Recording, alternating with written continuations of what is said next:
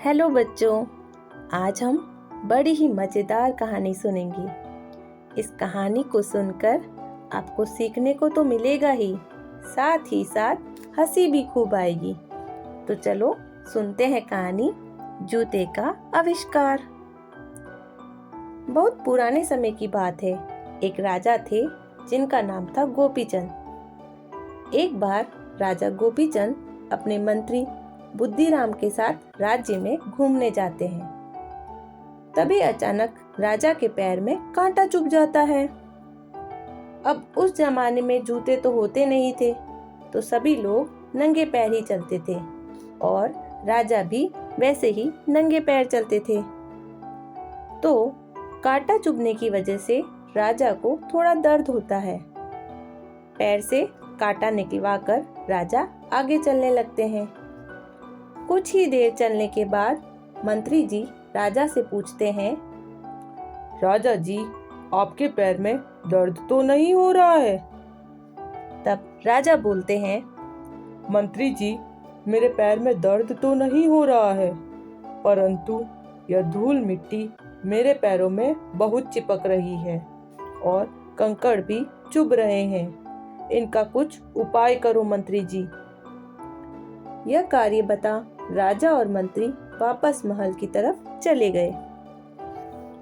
मंत्री ने अपने मंत्रीगणों की बैठक बुलाई और सभी को यह समस्या बताई कि राजा जब भी महल से बाहर जाते हैं तब उनके पैरों में बहुत धूल चिपक जाती है और कंकड़ भी चुभने लगते हैं।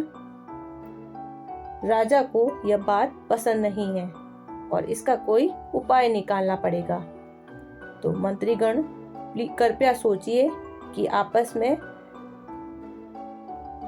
हम इसका उपाय कैसे निकाल सकते हैं। सभी मंत्रियों में आपस में खुसर फुसर होने लगी। सभी धीरे धीरे आपस में बातें करने लगे और उपाय बताने लगे, परंतु धीरे धीरे। तभी बैठक में से एक मंत्री उठा और बोला, मुख्यमंत्री जी, मेरे पास एक उपाय है। यदि हम पूरे राज्य में झाड़ू लगवा दें तो धूल और कंकड़ खत्म हो जाएगी राज्य से और राजा के पैरों में धूल चिपकेगी भी नहीं। मुख्यमंत्री को यह बात सही लगती है और राज्य के सारे कर्मचारियों को वह यह आदेश देता है कि सभी झाड़ू लेकर पूरे राज्य की सफाई शुरू कर दे। सभी कर्मचारियों ने झाड़ू निकालना शुरू कर दिया। कुछ ही घंटों बाद पूरे राज्य में धूल ही धूल उड़ने लगी और सभी खांसने लगे। सभी का खांस खांस कर बुरा हाल हो गया। तुरंत प्रभाव से झाड़ू निकलवाना बंद करवाया गया। अब यह कार्य रुकते ही मुख्यमंत्री के सामने फिर समस्या खड़ी हो गई। वापस मंत्रीगण की बैठक बुलाई गई। मुख्यमंत्री जी ने बोला, हमारा ये उपाय तो सही नहीं निकला, अब हमें क्या करना चाहिए?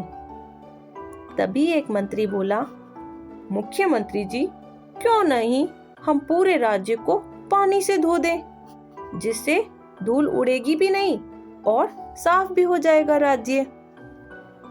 मुख्यमंत्री को यह उपाय अच्छा लगा और उन्होंने आदेश दे दिया कि पूरे राज्य को पानी से धो दिया जाए।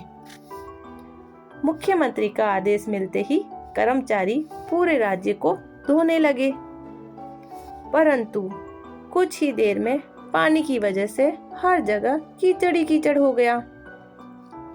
कीचड़ देखकर मुख्यमंत्री को यह कार्य भी रुकवाना पड़ा।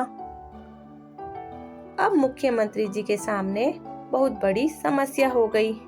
वे हो गए परेशान, करे तो करे क्या।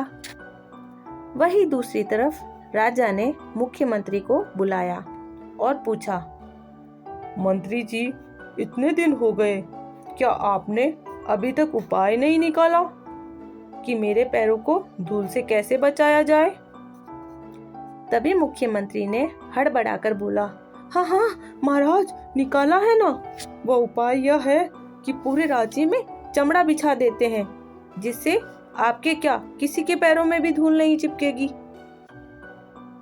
तब मुख्यमंत्री की बात सुनकर राजा बोलते हैं, मंत्री जी, आप बात तो सही बोल रहे हो, परंतु इतना सारा चमड़ा आएगा कहाँ से?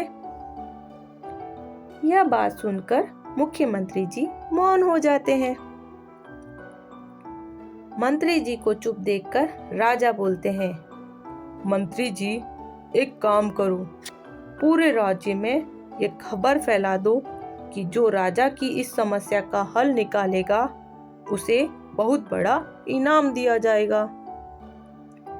मुख्यमंत्री ने तुरंत प्रभाव से पूरे राज्य में यह बात फैला दी कि जो भी राजा की समस्या का हल निकालेगा, राजा उसे बड़ा इनाम देंगे। यह खबर सुनकर सारे राज्य में खुशी की लहर फैल गई। अब सभी राजा की समस्या का उपाय ढूंढने लगे। तभी एक व्यक्ति राजा के पास राज्यसभा में आया और बोला, राजा जी, मेरे पास आपकी समस्या का हल है। राजा ने आदेश दिया, बताओ क्या है वह हल? तब उस व्यक्ति ने अपने थैले में से छोटे नावनुमा चमड़े का सामान निकाला और राजा के पैरों में पहना दिया और बोला, राजा जी, यह पैरों का वस्त्र आपके पैरों में धूल भी नहीं चिपकने देगा और इससे आपके पैरों की सुरक्षा भी होगी। राजा उन चमड़े के वस्त्र को पहनकर बहुत खुश हुआ और बोला, तुमने ये बहुत अच्छा कार्य किया है, तुम्हें इनाम दिया जाएगा और आज से ये पैरों के वस्त्र जूते के रूप में जाने जाएंगे और उसे बहुत बड़ा इनाम दिया जाता है।